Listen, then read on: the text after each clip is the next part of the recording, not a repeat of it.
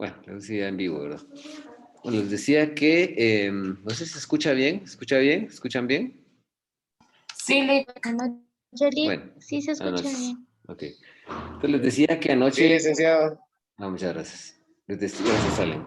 Pues les decía que las obligaciones sociales o debentures, que es el título de crédito que vamos a explicar el día de hoy, me parece que tenía que haber explicado antes, es decir, ayer, y tendríamos que haber abordado después los bonos bancarios, después de eso, los certificados fiduciarios, pero bueno, así pasan las cosas y a veces hacemos las cosas muy rápido. Estoy tratando de llevarlo conforme al programa, pero no recordaba que tratarlo de llevarlo con el programa es ir en contra de la lógica en algunas cuestiones, pero bueno, aquí estamos. Vamos a comenzar a compartir pantalla. Por favor, los que no puedan ver el listado de asistencia me dicen porque ya se publicó para que ustedes puedan anotarse. Voy a volver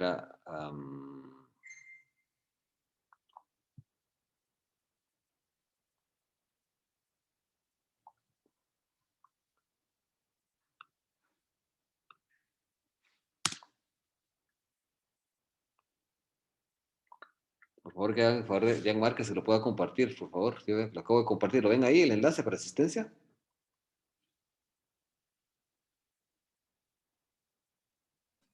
No, Lick, no se ve. Jan, por favor, compártelo de nuevo. Muchas gracias. ¿Lo ven? Ahorita sí, gracias. Bien. Sí, Lick.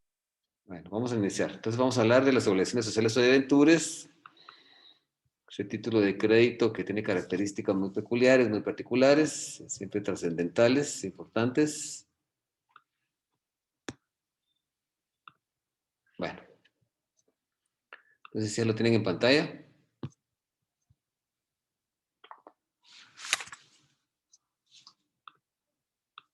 Bueno. Sí,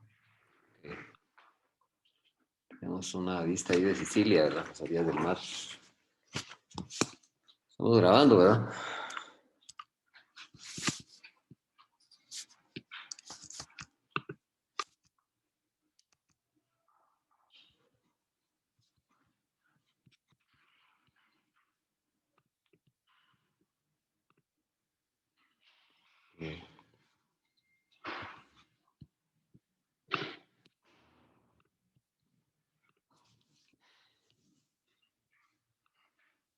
Bueno, prácticamente, pues es un título de crédito con una forma de circulación perfecta. Pues, ¿qué quiere decir esto?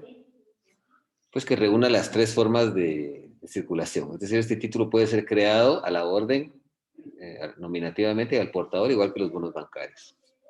El título se puede crear a la orden, nominativamente y al portador. ¿Sí? Bueno. Este título de crédito tiene la particularidad de que lo que va a incorporar es básicamente pues, el derecho liderado autónomo es un crédito colectivo constituido a cargo de una sociedad anónima. La sociedad es la deudora. Y cuando constituye un crédito colectivo, quiere decir que se crea este título, cuando se crea, porque es serial también el título, se crea en serie. Entonces, esas personas que son acreedores de la sociedad se llaman obligacionistas. Entonces, el título de crédito tiene una circulación perfecta porque circula de las tres formas que conocemos, nominativamente, a la orden o al portador. Es creado en serie, porque cuando se crea el título, nace la vida en grupos. Por ejemplo, se crean una serie de 50, otra serie de 50, otra serie de 50, etcétera. Depende de cuánto dinero necesita la sociedad para poder revitalizar su, su patrimonio social. Y lo que van a hacer estos créditos, van a incorporar una parte alícuota, quiere decir, es una fracción. Son partes alícuotas esos créditos colectivos, porque son varios los deudores. La sociedad se constituye, varios los acreedores, perdón, varios acreedores. La sociedad es la deudora y frente a ella hay varios acreedores. Entonces, eso lo va a hacer la sociedad anónima a través de una declaración de voluntad, a través de su representante legal. Eso lo va a hacer después de una asamblea general extraordinaria donde se acuerda la creación de los títulos. Y estos sujetos aportan una cantidad de dinero. Estas personas que aportan el dinero a la sociedad se llaman obligacionistas. Lo vamos a ver más adelante. Y son los que constituyen el crédito. Y una vez transcurrido el plazo que establece la ley, entonces la sociedad tendrá que devolver ese capital que le fue aportado, ese dinero que obtuvo de los particulares, con el objetivo de pagarles también una cuota de intereses, ¿verdad? Es el objetivo específicamente.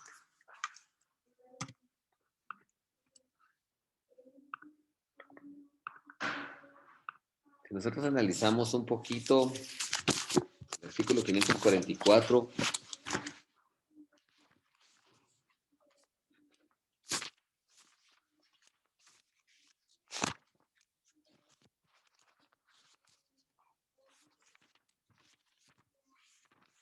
dice obligaciones, el nombre de ese título son obligaciones sociales o debentures, ¿verdad? Entonces el artículo 44 dice, el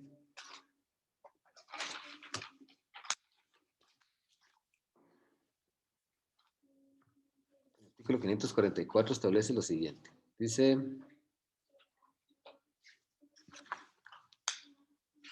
las obligaciones son títulos de crédito que incorporan una parte alícuota de un crédito colectivo constituido a cargo de una sociedad anónima. ¿Por qué una parte alícuota? Porque si alguien viene y la sociedad necesita dinero para poder operar, para cumplir con su objeto social, porque este dinero no va a aumentar el capital de la sociedad. No, en este caso, pues la sociedad va a tener déficit de dinero, ¿sí? Tal vez sus reservas legales ya no le ayudan para poder cumplir con su objeto social, entonces necesita capitalizarse y entonces la sociedad viene y entonces crea esos títulos. Y decimos que incorporan una parte alícuota porque cada título corresponde a una fracción del crédito. Si yo necesito 200,000 quetzales, pues puedo sacar dos series de 100 títulos, la primera serie de 100 a 1,000 quetzales cada uno, la segunda serie de 100 a 1,000 quetzales cada uno. Cada título puede valer 1,000 quetzales y representa una parte alícuota de los 200,000 quetzales. Pero es que esa parte alícuota. Y dice, las obligaciones son títulos de crédito que incorporan una parte alícuota de un crédito colectivo constituido a cargo de una sociedad anónima y serán considerables bienes muebles aun cuando estén garantizados con derechos reales sobre inmuebles. Eso está por demás. El artículo 386, me parece, 385, establece que los títulos de crédito pues, son caracterizados como bienes muebles, ¿verdad? Entonces, está por demás que se diga, pero pues así lo establece la ley, que son considerados como bienes muebles aun cuando estén garantizados con derechos reales sobre inmuebles. Porque esta emisión de obligaciones sociales de debentures puede estar garantizada con prenda o con hipoteca, ¿verdad? Bueno, y las formas de circulación, que ya le habíamos mencionado, el fundamento legal que establece que estos títulos de crédito son perfectos, o sea, que circulan en las tres formas que nosotros conocemos. Nominativa a la orden al portador, dice 545, dice formas. Las obligaciones podrán ser nominativas a la orden o al portador. Y tendrán igual nominal que será de 100 quetzales o múltiplo de 100. Un aspecto esencial es que estos títulos todos tienen el mismo valor, que va a ser de 100 o múltiplos de 100. 100, 200, 300, etcétera, etcétera. El valor es de 100 quetzales o múltiplos de 100. 100, 200, 300, 400, 500, etcétera.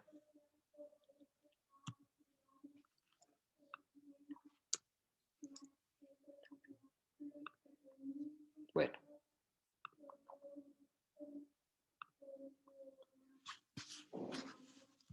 Bueno, el artículo 546 es importante que lo analicemos. Dice, las obligaciones podrán crearse en diferentes series, pero en cada serie conferirán a sus tenedores iguales derechos. El acto de creación que contraríe este precepto será nulo y cualquier tenedor podrá demandar su declaración de nulidad. O sea, cuando estamos estableciendo que son series diferentes, por ejemplo, sacamos una serie A de 100 quetzales cada una, que va a entrar al mercado a venderse, por ejemplo, en el mes de julio, vamos a sacar 100 títulos de 100. En el mes de, por ejemplo, de octubre sacamos una segunda serie, pero para eso la anterior tiene que estar totalmente colocada, de otros 100 títulos de 100. Y sacamos una tercera serie en el mes de febrero del año 2022, habiendo colocada la anterior, de unos 100 títulos de 100, y así es como se van colocando. Dice, eso con fundamento en el 547, dice. Dice, nuevas series. La obligación se emitirán por orden de series. No podrán emitirse nuevas series mientras la anterior no esté totalmente colocada. Esa serie tiene que estar totalmente colocada.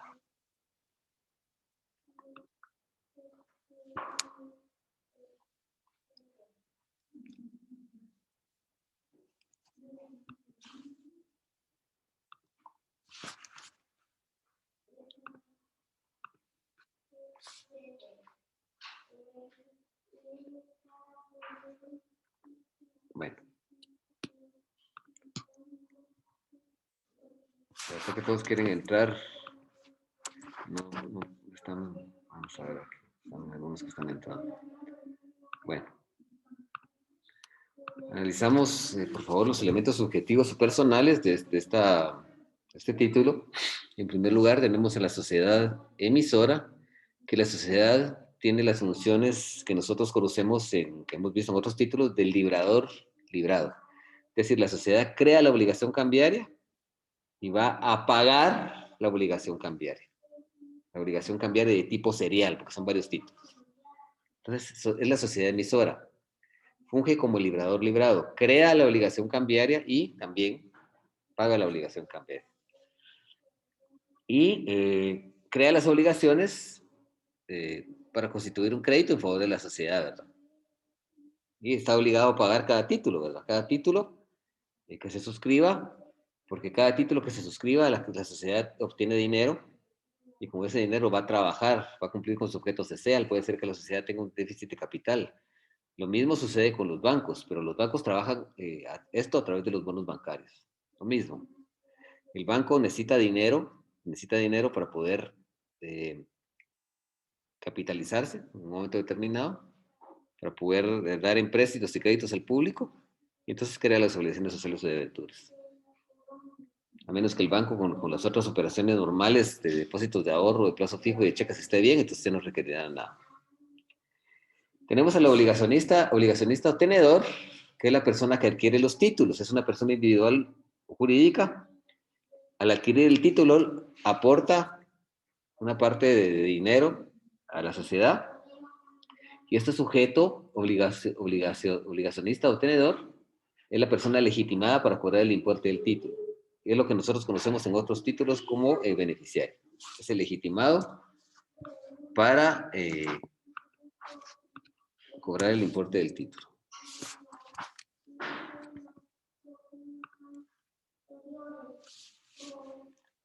Es el legitimado para eso.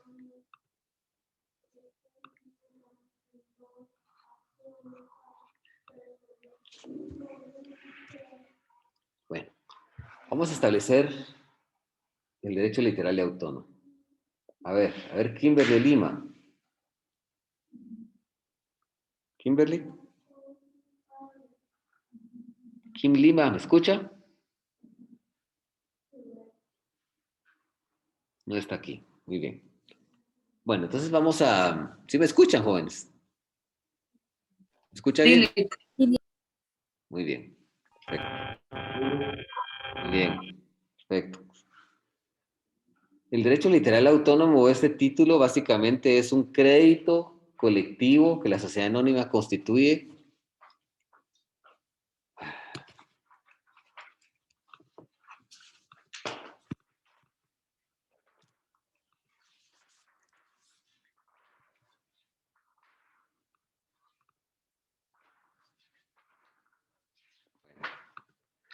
Pues decía que el derecho literal autónomo, este título, es un crédito colectivo. ¿Por qué es colectivo? Porque son varios los acreedores.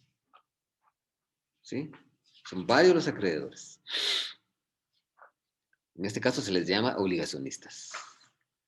Entonces, el derecho literal autónomo de este título es un crédito colectivo constituido a cargo de una sociedad anónima mediante una declaración de voluntad unilateral de voluntad, que esa se va a originar en una asamblea general.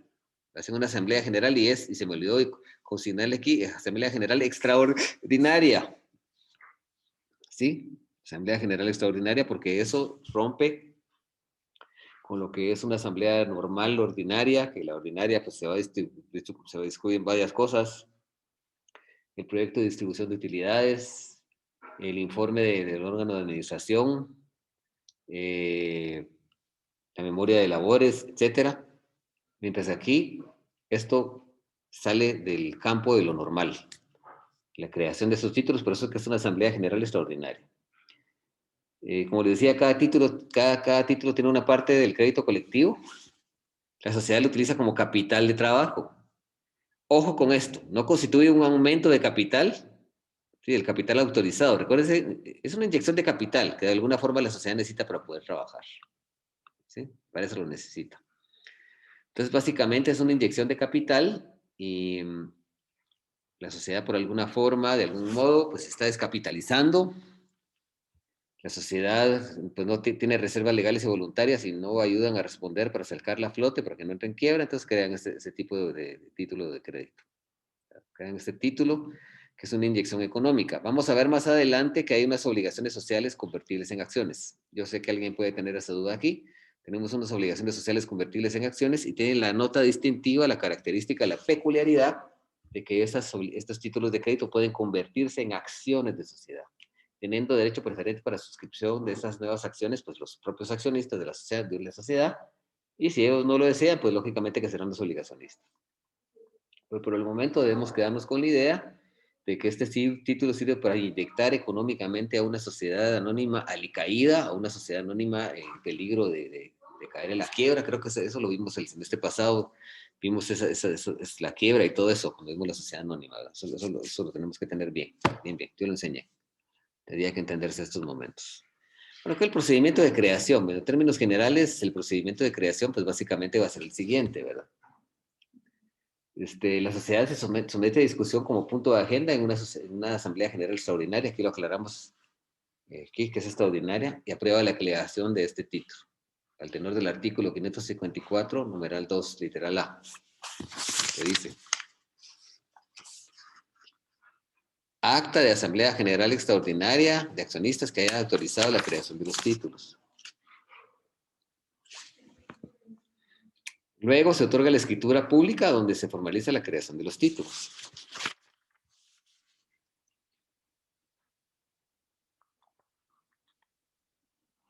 ¿Sí? Después de eso, se procede a escribir el testimonio de la escritura pública en los registros que estén susceptibles de inscribirse. El testimonio de la escritura pública de creación de obligaciones sociales o de venturas, ¿verdad?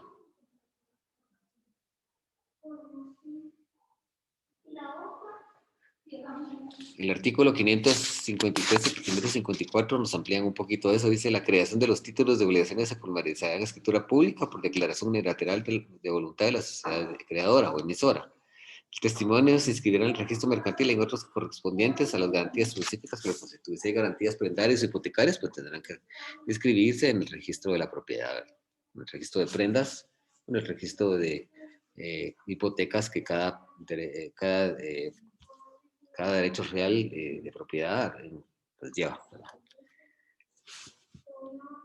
Después de eso, que se han constituido las garantías y se han inscrito, entonces ya el siguiente punto es ya pues constituir crear los títulos. Se elaboran los títulos y se van a crear de conformidad con el contenido que establece la ley. ¿Sí? Es que el contenido de los títulos está en el artículo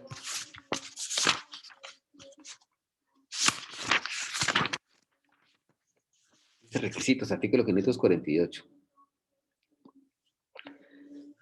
Dice: además de los dispuestos en el artículo 386 de este código,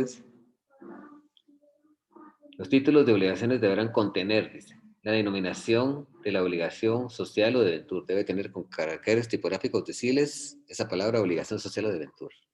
Dice nombre, objeto y domicilio de la sociedad creadora. Yo pienso que eso está mal, porque la sociedad no tiene un nombre.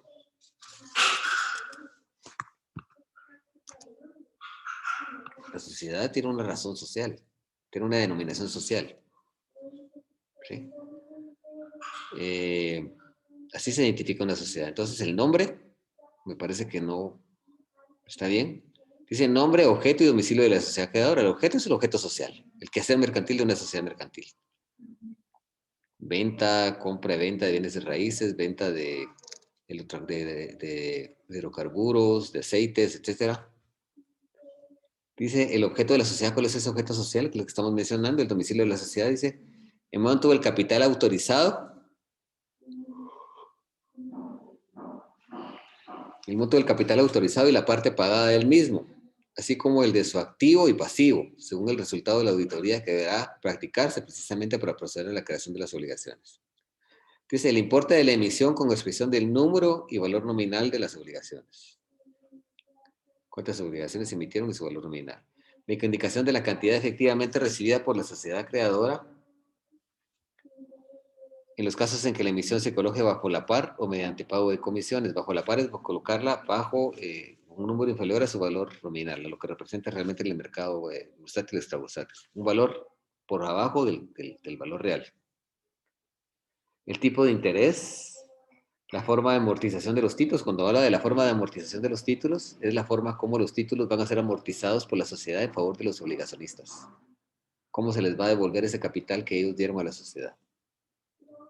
Dice la especificación de las garantías especiales que se constituyen, así como de los datos de suscripción en el registro mercantil. Eso hablamos de prenda o hipoteca, ¿verdad? De cualquier otra seguridad, fianza también.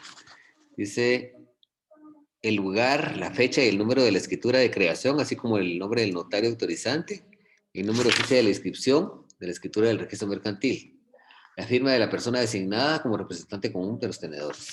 Estos requisitos son muy importantes. Y el contenido de la escritura constitutiva, dice la escritura de creación deberá contener, dice,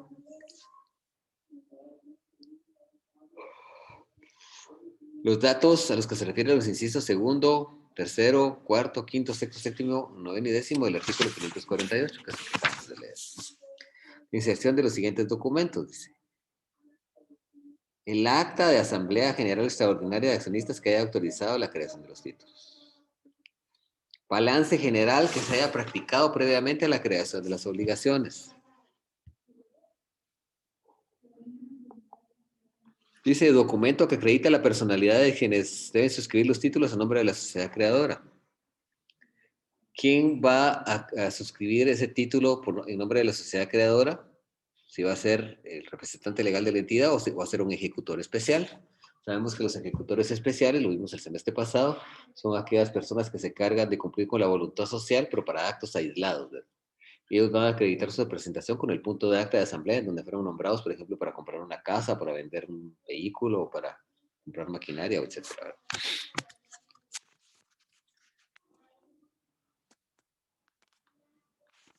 Dice, especificación en su caso de las garantías especiales que se constituyen. En su caso, la indicación pormenorizada de bienes que hayan adquirirse con el importe de la colocación de los títulos. La asignación del representante común de los tenedores de los títulos, el monto de su retribución, la constancia de aceptación de su cargo y la declaración siguiente.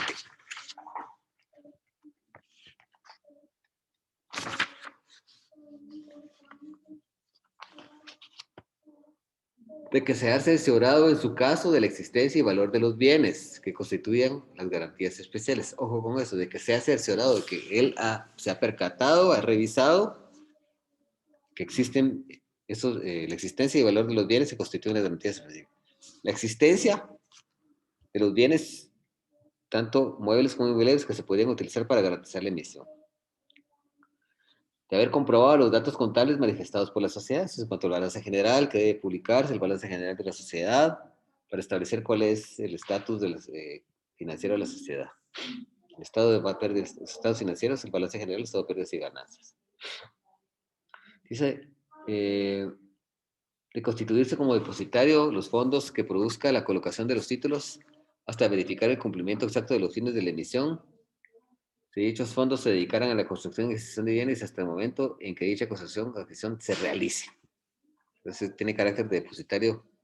Hay que establecer fundamentalmente que, vale la pena tocar ese tema ahorita, que la sociedad, los obligacionistas, que son las personas que han ejecutado, entregado una cantidad de dinero a la sociedad a través de las obligaciones sociales de aventuras, que están legitimados para cobrar ese título por medio de ese título de crédito denominado obligaciones sociales o de aventuras, todos ellos, para poder defender sus derechos, pues van a nombrar un representante común, que es la persona que va a actuar como mandatario judicial con representación de los obligacionistas. O sea, el mandatario, el representante común es la persona que ejerce la representación de todos los obligacionistas y actúa como mandatario del conjunto de los obligacionistas. Eso con fundamento en el artículo 559, que dice, representante común. El representante común actuará como mandatario del conjunto de obligacionistas y representará a estos frente a la sociedad creadora y en su caso frente a terceros.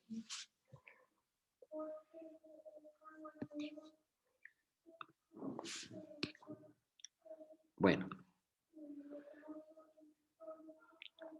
Dice,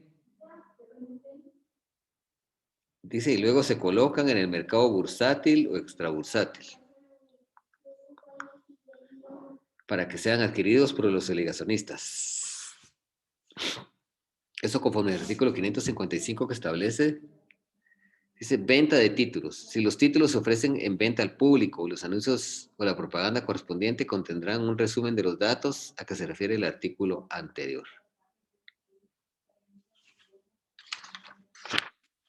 Son los del contenido de la escritura, ¿verdad?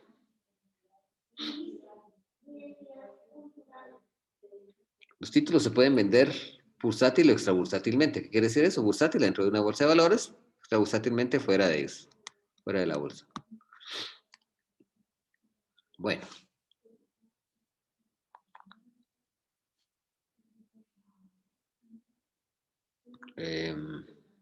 Acto seguido, cuando ya se cumplió el plazo de los títulos, porque esos tienen un plazo, entonces se va a proceder a redimir estos títulos, que quiere decir que se le van a amortizar. Esto quiere decir que se le van a pagar los títulos a los obligacionistas. ¿Qué se les va a pagar? El importe del título.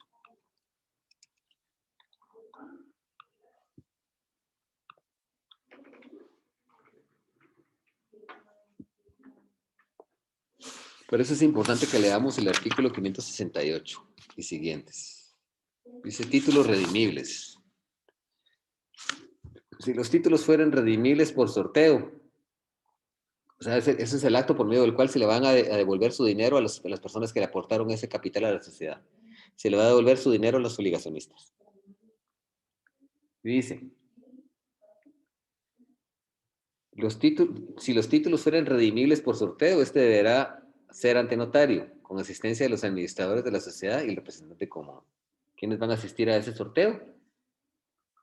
Los administradores de la sociedad deudora, el administrador único si lo hubiera, la persona que tiene a su cargo la representación legal, tanto extrajudicialmente como judicialmente de la sociedad, y el representante común, que es el representante legal de los obligacionistas.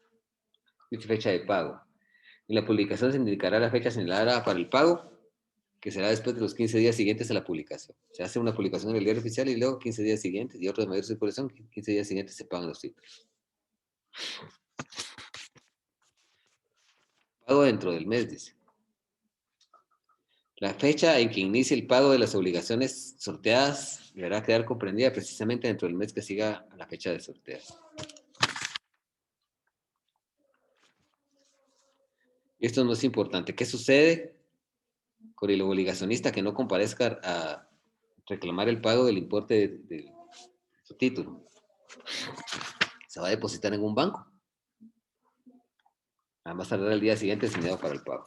Dice, la sociedad deudora deberá depositar en un banco el importe de los títulos sorteados, a más tardar un día antes del señalado por el pago.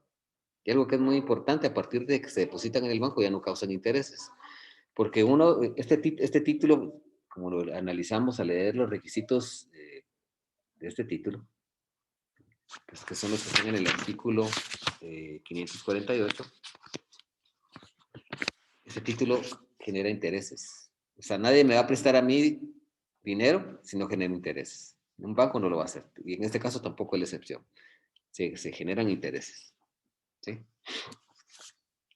Pero se dejan de causar a partir del momento que el dinero está depositado. Si nadie comparece a recoger el importe y habiendo sido redimidos los títulos, hecho el sorteo, y no comparece un obligacionista de alguna de las obligaciones a cobrar el importe de su título, presentando su título, entonces ese título, eso se va a depositar en un banco, a partir de ahí ya no cobra interés, ya no causa interés.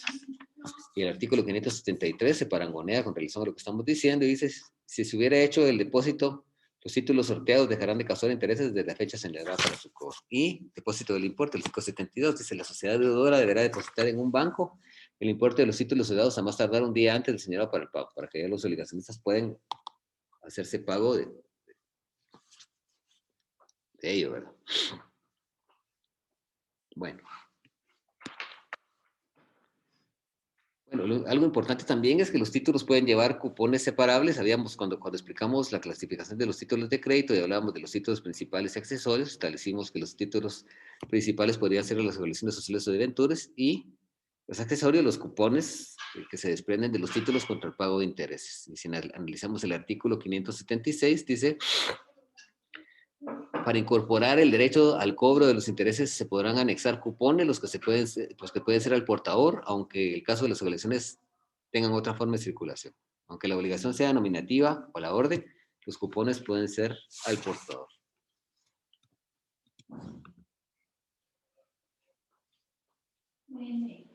Habría que establecer también que los obligacionistas, para poderse reunir, sabemos que su representante legal es el representante común, los obligacionistas para poderse reunir lo hacen en una asamblea general de obligacionistas. Y esta asamblea general de obligacionistas se va a regir de forma supletoria por las reglas de las asambleas generales de accionistas que están en la sección del artículo 134 y siguientes del Código de Comercio, que nosotros ampliamente explicamos y analizamos el semestre anterior. Pues ya lo habíamos dicho que el representante común es el representante común es la persona que representa a los obligacionistas judiciales extrajudicialmente y actúa como mandatario del conjunto de obligacionistas. Ya habíamos tocado el artículo 559. Es importante destacar, señores, amigos, que es el representante común de los obligacionistas, ese cargo que va a desempeñar no lo va a desempeñar gratuitamente. Hay que pagarle honorarios. ¿Sí? Y la sociedad anónima deudora va a ser la que va a pagar esos honorarios.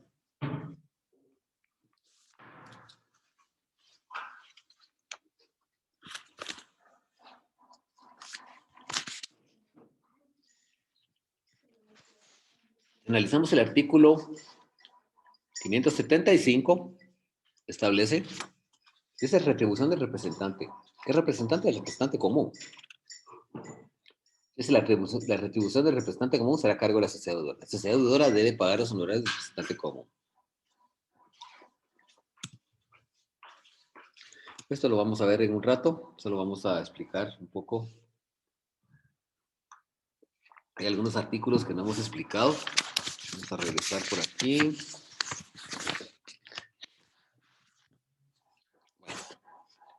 dice artículo 549, sorteos. No podrá establecerse que los títulos sean amortizados, quiere decir pagados, ¿verdad? Y pagados a los obligacionistas. Dice, no podrá establecerse que los títulos sean amortizados, es el artículo 549. No podrá establecerse que los títulos sean amortizados mediante sorteos por una suma superior a su valor nominal o por primas o por premios, sino cuando el interés que devenguen sea superior al 6% anual. La creación de los títulos en contravención a este precepto será nula y cualquier tenedor podrá exigir su nulidad. Entonces, para que los títulos puedan ser amortizados por un valor, puedan ser pagados a los obligacionistas por un valor superior a su valor nominal, que eso puede suceder, ¿por qué? Porque devengan intereses. Eso puede suceder en el caso de que los intereses devengan un interés que sea superior al 6% anual. ¿Sí? Para que sean amortizados mediante sorteos. Dice monto de la emisión.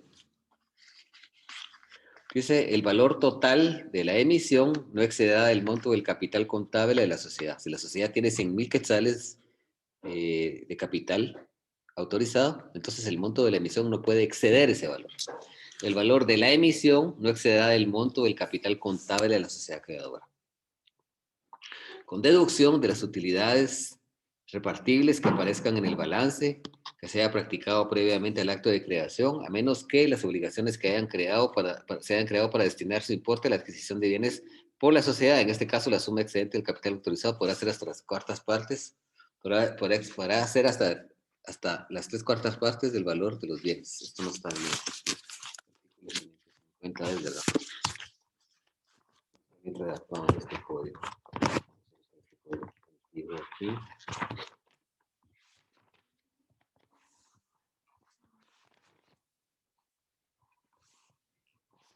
Dice, el valor total de la emisión no podrá exceder el monto de capital contable de la sociedad creadora, con deducción de las utilidades repartibles, o sea, de las utilidades son las ganancias que se reparten entre los socios de una sociedad que aparezcan en el balance general, que se hayan practicado previamente al acto de la creación, a menos que las obligaciones se hayan creado para destinar su importe a la adquisición de bienes por la sociedad. En este caso, la suma excedente del capital autorizado podrá ser hasta las 3/4 partes del valor de los bienes. Ahí queda un poquito más. En ese caso se puede exceder de ese valor. Dice, prohibiciones. La sociedad creadora no podrá reducir su capital, sino en proporción al reembolso que haga de los títulos en circulación, ni podrá cambiar su finalidad, su domicilio o su denominación sin el consentimiento de la Asamblea General de Tenedores de Obligacionistas. O sea, que la sociedad, media vez haya girado esos títulos, los haya sacado al mercado y ya tenga dinero obtenido de esos títulos, en ese caso la sociedad emisora, ¿sí? No puede reducir su capital. ¿Qué capital? Su capital autorizado, ¿sí? Su capital autorizado. Acuérdense que el capital autorizado, como nosotros lo analizamos en Mercantil 1, es el capital autorizado es la suma total, la suma total del valor nominal de las acciones, ¿sí? De una sociedad anónima. Entonces, en ese caso en particular, entonces la sociedad no puede reducir su capital y para poderlo reducir tiene que pagar títulos, tiene que pagar algunos títulos.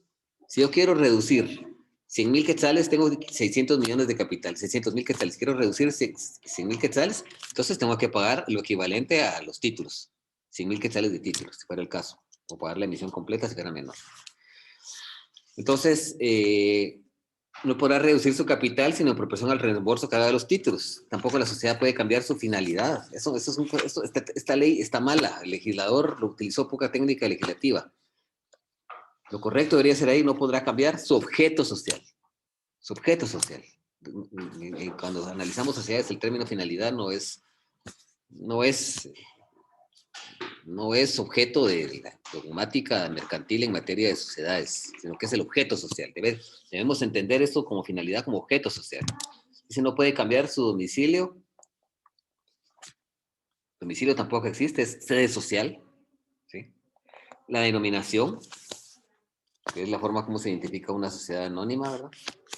Para poder distinguirse de otras en el campo comercial. Dice, sin el consentimiento de la Asamblea General de Tenedores de Obligaciones. Para que todo esto que acabamos de narrar suceda, tiene que haber consentimiento de los obligacionistas en la Asamblea General. Importante también el artículo 552, que establece que, dice, la sociedad creadora deberá publicar anualmente su balance revisado por contador autorizado o auditor dentro de los 3 meses que sigan al cierre del ejercicio social correspondiente. Dice, la publicación se hará en el diario oficial de otros de mayor circulación en el país donde tenga la sociedad. Si la publicación se omitiera, dice, cualquier tenedor, que son los obligacionistas, tenedores obligacionistas, podrá exigir que se publique ese balance general porque la sociedad no lo quiso hacer o por alguna razón se omitió. Y si no se hiciera dentro del mes que siga el requerimiento, podrá dar por vencido los títulos que correspondan. Si solicita que se publique ese balance general y no se publica, puede dar por vencido los títulos, porque acuérdense que el balance general nos establece el estado patrimonial de una sociedad. Por el licenciado Jorge García Pineda, ¿nos podría explicar un poquito acerca de lo que es el balance general, por favor, y qué es lo que arroja? Con mucho gusto, Lick. Fíjese que quisiera hacer ahí un par de notas antes de explicarle lo del balance. Primero con el artículo 550, donde habla del monto de la emisión. Bien interesante porque aquí habla del valor total, que dice que el valor total de la emisión no podrá exceder el monto del capital contable. El capital contable realmente no es el capital autorizado, ni el suscrito, ni el pagado, sino que el capital contable es la diferencia entre el activo y el pasivo. Y por eso es que ellos establecen que con eso que se deben deducir las utilidades repartibles. Porque hay una ecuación contable que dice que la ecuación contable es activo igual a pasivo más capital. Entonces, de una vez lo está indicando ahí que se deben de quitar las utilidades, ¿verdad? Porque esa es la diferencia de la ecuación contable. Entonces, habla de capital contable, no de capital autorizado. Esa es como una de las notas que quería ponerle. Y la otra, que donde dice publicaciones de balances. Realmente, como usted decía, la redacción del código está un poquito mala, ¿verdad? Porque los contadores no son autorizados, ni los auditores tampoco, sino que son registrados, ¿verdad? O sea, tienen un registro en la SAT o en el colegio, digamos, de profesionales de las ciencias económicas o en el colegio de auditores, dependiendo de dónde estén colegiados, pero es un registro, no es una autorización, pues, o sea, sin ese registro, ellos no pueden autorizar un balance general. Yo creo que a eso se refiere, pero está la redacción un poquito ahí enredada, ¿verdad? Está un poquito enredada. Y pues lo que me decía usted del balance general, pues el balance general lo que fija es la situación financiera de la empresa a determinada fecha.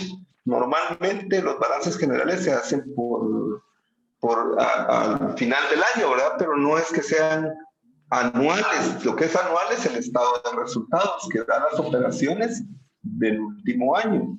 Los balances generales son acumulados, fijan la situación financiera de la empresa desde la fecha de su creación hasta el final de determinada fecha. Pues normalmente es hasta el 31 de diciembre, pero puede ser cualquier fecha intermedia, ¿verdad? A eso se refieren los balances generales. Pues mire, agradezco eso del capital contable. La verdad tiene usted toda la razón, porque no habla del capital suscrito, autorizado y pagado. Yo lo entiendo y me queda claro hoy día de que el capital contable, pues lógicamente que debe ser aquella suma que le queda a la sociedad después de pagar sus gastos, después de pagar salarios, después de pagar impuestos, después de distribuir las utilidades a los socios. Entonces ya queda ese capital contable que prácticamente es el que queda a favor de la sociedad, lo que pueden distribuirse los socios en materia de utilidades, ¿o no? Pues al final es la misma situación que sucede cuando es lo se que tiene la sociedad, es lo que líquidamente tiene. Exacto, es lo que está a favor de la sociedad. Es decir, yo tengo tanto en valores, digamos, en efectivo, tengo tanto en activos y tengo X cantidad de títulos nominativos, lo que sea, ¿verdad? Que todo eso suma mis derechos. Pero por el otro lado, en el pasivo tengo las obligaciones, los acreedores, los proveedores, el capital que le debo a los socios, lo que le puedo deber a los empleados, etcétera, etcétera. Entonces, yo cuando hago la resta entre lo que tengo y lo que debo, allí me queda una utilidad, por decirlo de esta manera. Entonces, ese es el capital contable. Pero interesante porque ellos dicen de ese capital contable hay que deducir lo de las utilidades, es decir, que lo de las utilidades se suma también al activo para poder decir con eso dispone la sociedad. Sobre eso puede emitir títulos. Excelente. ¿Verdad? Muchas gracias. La verdad que sí me quedó claro. Eso es lo otro. Yo pensé que era el otro, pero el otro capital era autorizado. Le felicito. La verdad, hoy sí que y tiene mucha lógica lo que usted dice. Le agradezco. Pan para tu matate, como dicen, ya me quedó esto para el futuro. Bueno, muchas gracias, muy amable, muy fino. Bueno, vamos a Mucho seguir. gusto. Pues analicemos hoy el artículo 556. Dice, los bienes que constituyan la garantía específica de las obligaciones deberán asegurarse contra incendio y otros riesgos usuales por una suma que no sea inferior a su valor destructible. Eso quiere decir que cuando se garantiza la emisión, por ejemplo, con una casa, se va a garantizar con una flotilla de vehículos, se va a garantizar con, por ejemplo, tal vez con una cosecha, pues tendrán que garantizarse eso está, que está garantizando la emisión con un seguro, lógicamente contra incendios, y que no sea inferior a su valor destructible, al valor que pueda tener, yo estimaría que sería el valor asignado en una contabilidad. El artículo 557 dice, aunque se constituyan garantías específicas, y cuando hablamos de garantías, ya lo habíamos dicho anteriormente, es hipoteca, prenda, fianza, podría ser también, dice, aunque se constituyan garantías específicas, hipotecas o prendas, la sociedad emisora responderá ilimitadamente con todos sus activos por el valor de la emisión. Imagínense qué interesante esto.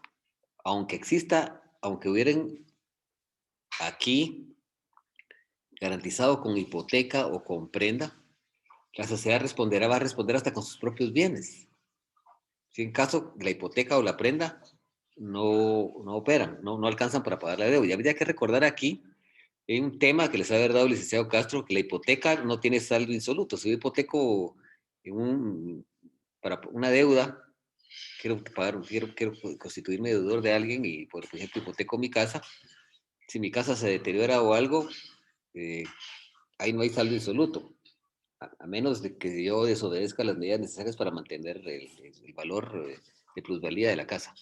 Pero en la prenda sí hay saldo insoluto, que quiere decir que si la prenda no alcanza para cumplir la obligación, puedo embargar bienes propios del deudor, ¿verdad? En este caso, pues, la excepción a la nota, y si se permite que la sociedad se pueda responder ilimitadamente con sus activos, ¿verdad? Dice cancelación de las garantías de la emisión. Dice las garantías, cuando estamos hablando de las garantías, recuerden, prenda, hipoteca. Las garantías de emisión solo podrán ser canceladas cuando proceda con intervención del representante común. Para poder cancelar estas garantías, tiene que intervenir el representante común. ¿De quién? De los obligacionistas. El 559 ya lo habíamos dicho. Bueno, el 560. Ese es muy importante. Dice fuero de atracción. Cualquier tenedor podrá ejercitar individualmente las acciones que le correspondan, pero el juicio colectivo que el representante común inicia será atractivo a todos los juicios individuales. O sea, si hay algún obligacionista, tiene alguna acción que deducir en contra de la sociedad, la lógica nos lleva a establecer que es por el pago de títulos, pues lógicamente que puede ejercitar ese tipo de acciones que sean individuales en cuanto a su propio título, pero la acción que inicia el representante común, esa beneficia a todos los demás obligacionistas. Dice asambleas generales de obligacionistas, que esto ya lo habíamos mencionado. Dice el artículo 561. Dice, los obligacionistas podrán reunirse en asamblea general cuando sean convocados por la sociedad deudora, por el representante común o por un grupo no menor del 25% del conjunto de obligacionistas computado por capital. Los obligacionistas son las personas que le prestaron el dinero a la sociedad. Son los acreedores de la sociedad, que tienen partes alícuotas de ese crédito colectivo. Ellos se reúnen en una asamblea general, que se regula supletoriamente por las reglas de la asamblea general de una sociedad anónima. Y para ser convocados, tienen que ser convocados, pueden ser convocados por la sociedad deudora, tiene poder de convocatoria, en este caso, el representante común, o por lo menos un grupo no menor del 25% de los obligacionistas. ¿Qué pasa cuando renuncia el representante? Veamos aquí. Dice, renuncia del representante. El representante común solo podrá renunciar por causas graves que calificará el juez del domicilio de la sociedad emisora. Yo siempre he dicho que este artículo puede ser objeto de una revisión a través de un trabajo de tesis, porque habla de la renuncia del representante y la redacción de él se desprende que dice el representante común solo podrá renunciar por causas graves que calificará el juez del domicilio de la sociedad emisora. No será mucha arbitrariedad eso, no será mucho autoritarismo que el juez tenga que calificar esa causa grave cuando la ley El Código de Comercio, en este caso, no nos está dando parámetros, no nos da parámetros para establecer cuáles son esas causas graves. Entonces, ¿cómo va a ser posible que un funcionario judicial que tiene independencia, ¿verdad? E imparcialidad, lógicamente, que son constitucionalmente tiene esas características, esos derechos, ¿cómo va a ser posible que él, pues, venga y tenga que calificar esa falta grave cuando la ley, la dogmática mercantil en materia de este título de crédito no establece cuáles son esas causas graves? Este bonito trabajo de tesis aquí se los dejo en el tintero, si alguien quiere hacer su tesis en cuanto a este aspecto, pero sí, la ley debería calificar, una futura reforma debería indicarnos cuáles son esas causas graves, estimaría. Entonces, cuando nos habla la falta de representante, en caso de que faltara el representante común, cualquier obligacionista, así como la sociedad emisora, pueden solicitar a un juez de primera instancia del domicilio de esta la designación de un representante interino, el cual deberá recaer en una institución bancaria. Entonces, si no hay representante común, él falta por alguna circunstancia, se murió o no hay, o por alguna circunstancia él falta, el representante común, entonces cualquier obligacionista, así como la sociedad emisora, pueden comparecer a un juez de primera instancia, civil y mercantil, del domicilio de la sociedad, para que se le proponga unos candidatos ahí, y pues la ley no lo dice, pero tendrán que designar un representante común, y va a recaer en una institución bancaria, lógicamente en un banco. Dice el representante interino, su objetivo es, el representante interino, dentro de los 15 días siguientes al nombramiento, convocará una asamblea de obligacionistas que se ocupará de designar al representante común. ¿Cuál es el objetivo de nombrar un representante interino? Que convoque de forma inmediata, dentro de los 15 días, a una asamblea de obligacionistas para que se nombre al representante común definitivo, ¿verdad? Al que va a suplir al que se va, al que murió, o al que falleció, o al que ya no puede desempeñar el cargo por alguna razón X o Y. Y el juez está facultado para expedir por sí mismo la convocatoria de esa asamblea de obligacionistas. Una circunstancia que es importante es que el representante común puede ser removido sin expresar causa, libremente. ¿Sí? Dice, la asamblea podrá remover al representante libremente al representante común. Dice el artículo 565, asistencia al representante común. Dice, el representante común tendrá el derecho de asistir con voz a las asambleas de la sociedad deudora y deberá ser convocado a ellas. El artículo 566 ya lo habíamos visto, ¿verdad?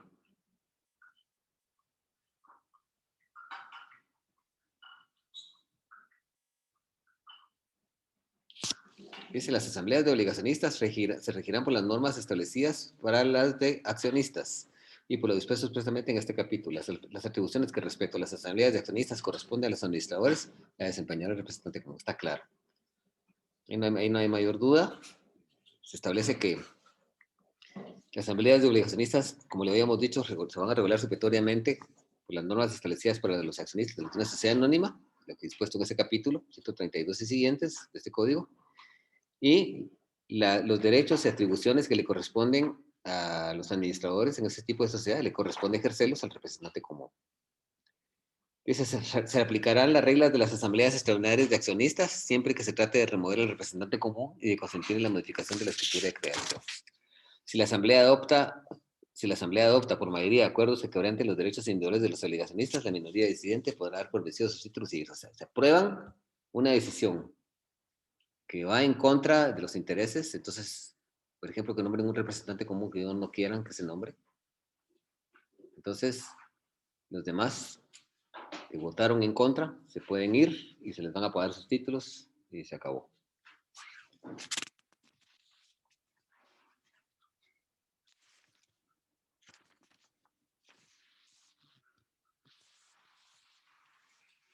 Dice obligación de asistir. Los administradores de la sociedad deudora tendrán la obligación de asistir e informar, si fueren requeridos para ello, a la asamblea de obligacionistas.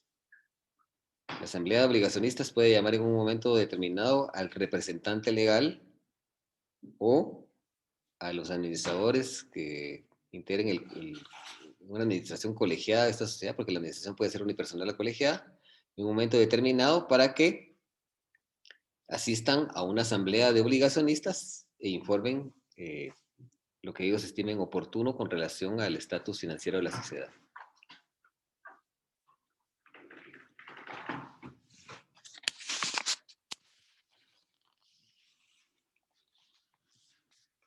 Disculpen vamos a ver. A ver.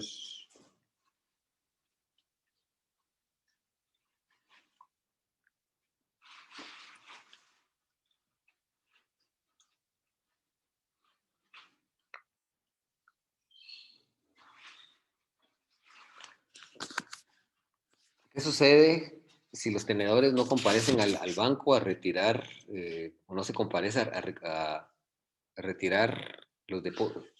Cuando se pagan las obligaciones sociales o debentures, la sociedad paga esa cantidad de dinero, deposita ese importe en un banco.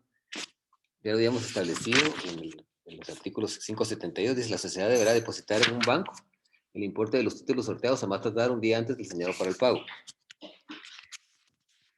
Desde ahí dejan de causar intereses, pero ¿qué sucede si los tenedores no se presentan a cobrar el importe? No se presentan al banco a cobrar eso. El 574 tiene la respuesta. Si los tenedores no se hubieran presentado a cobrar el importe de los títulos de la sociedad deudora, por favor, alguien que me haga favor de compartir el link de asistencia para los compañeros que falten, que puedan incluirse en ese listado. Si los tenedores no se hubieran presentado a cobrar el importe de los títulos, si la sociedad deudora podrá retirar sus depósitos después de 90 días desde el lado para el pago. Para ello no le eximirá de su obligación de pagarlos a su presentación. ¿Sí? O sea, retiran el importe después de 90 días, pero si comparece todavía el obligacionista sin que las obligaciones se hayan prescrito, las tiene que pagar. ¿Y cuándo prescriben las obligaciones? Prescriben en 5 años, según el artículo 577. Ellos depositan el dinero y lo dejan ahí 90 días. Si nadie comparece, lo retiran. Pero si todavía está dentro de los 5 días, lo pagan. Y si pasan los 5 años, prescribe. ¿A partir de cuándo se cuenta ese plazo? Las acciones para el artículo 577 tiene la respuesta. Las acciones para el cobro de los intereses prescribirán en 5 años, para el cobro del principal en 10, y la prescripción de los títulos amortizados por sorteo correrá a partir de la fecha de la publicación exigida por el artículo 569. El término de prescripción para los intereses es de 5 años, a partir de la fecha del título, y del derecho principal, que es la parte alícuota del crédito colectivo, son 10 años. ¿Y qué sucede si nadie comparece a cobrarlos? Pues entonces la Universidad de San Carlos se beneficia con ellos. Dice, después de transcurridos los plazos de prescripción, ese dinero no le va a quedar a la sociedad, sino que lo tiene que adjudicar la Universidad de San Carlos, tal y como lo dice el artículo 578, dice, transcurridos los plazos de prescripción, la sociedad deudora podrá pondrá el importe de las obligaciones prescritas a disposición de la Universidad de San Carlos, la que tendrá acción ejecutiva para exigir dicho importe. Bueno, nos vamos a quedar por aquí. No sé si hay alguna duda.